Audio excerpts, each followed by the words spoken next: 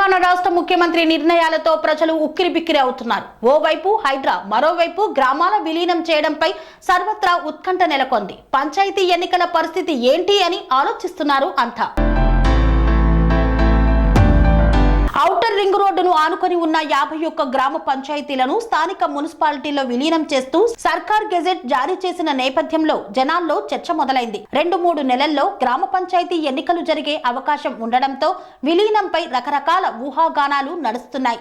తమ గ్రామాలను ఇవే మున్సిపాలిటీల్లో కొనసాగిస్తారా, లేక ఇంతకు ముందు ప్రస్తుత ప్రభుత్వం ప్రకటన చేసినట్లు గ్రేటర్ లో విలీనం చేస్తారా అన్న డిస్కషన్ కొనసాగుతుంది.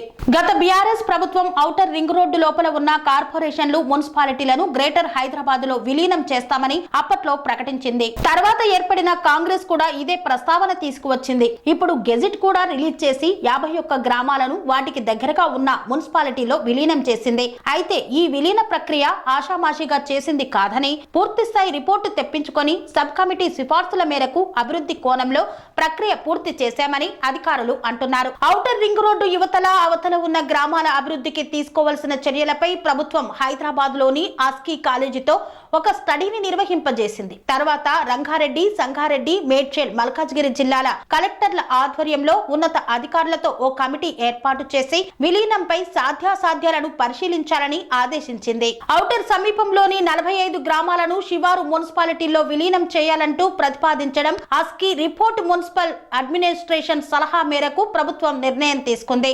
ఔటర్ సమీపంలోని గ్రామాల విలీనంపై నిర్ణయం తీసుకునేందుకు ప్రభుత్వం కేబినెట్ సబ్ కమిటీని గత నెల 1వ తారీఖున ఏర్పాటు చేసింది. దీనికి మంత్రి దూదిళ్ల శ్రీధర్ బాబు చైర్మన్ గా, మంత్రులు పొన్నం ప్రభాకర్, అనసూయ సీతక్క, దామోదర రాజనరసింహ సభ్యులుగా వ్యవహరించారు. వీరు ఔటర్ రింగ్ రోడ్డు లోపల అవతల ఉన్న గ్రామాల ప్రజల అభిప్రాయాలను తెలుసుకున్నారు. అన్ని రకాల చర్చల తర్వాత ఉన్నత అధికారుల కమిటీ మున్సిపల్ అడ్మినిస్ట్రేషన్ సూచించిన 45 గ్రామాలే కాకుండా ఓఆర్ఆర్ బయట కూడా దానికి ఆనుకొని ఉన్న దగ్గరగా ఉన్న మరో 6 గ్రామాలు ఉన్నాయని గుర్తించారు. మొత్తంగా 51 గ్రామాలను కూడా విలీనం చేయాలని ప్రతిపాదించారు. దీంతో ప్రభుత్వం సోమవారం రాత్రి 51 గ్రామాలను సమీప మున్సిపాలిటీలో విలీనం చేస్తూ గెజెట్ రిలీజ్ చేసింది.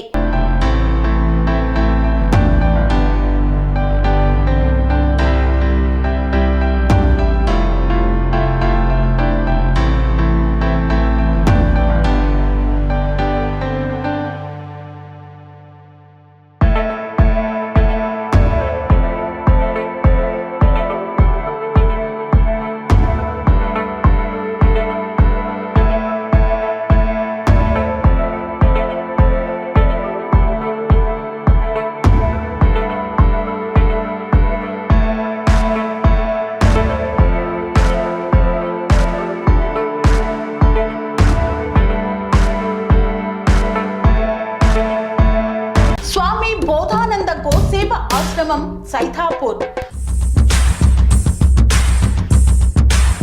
జ్యోతిష్యం, వాస్తుశాస్త్రం మన పూర్వీకులు మనకిచ్చిన వరం.